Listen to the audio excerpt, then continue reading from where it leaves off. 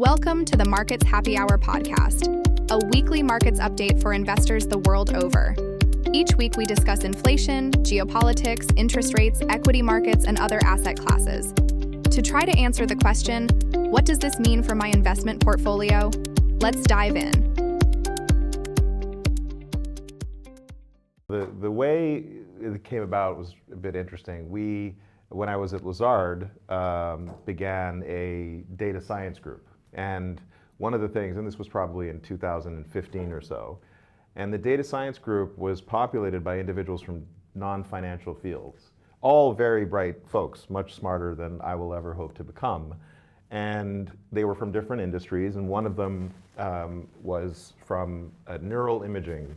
His previous job, he was a PhD in physics, and he would take sensor data and recreate three-dimensional models of human brains for use in surgery. And so he came to ask me, what is it that you want us to do here? And I said, you're here to enhance our investment process. And he just said, I don't know what that is. And then I started hearing myself kind of reciting standard marketing PowerPoint jargon. And he said, can I just see the presentation from which you're quoting?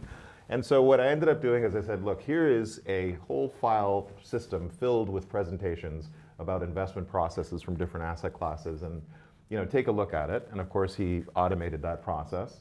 He concluded that investing seems to be mostly determined by what version of PowerPoint was available to the authors at the time of the investment process, which I thought was a bit too close to home. But ultimately, it led to this conversation about, well, what are you actually doing, right? I mean, there are all kinds of funnels and arrows pointing to one another and things like this.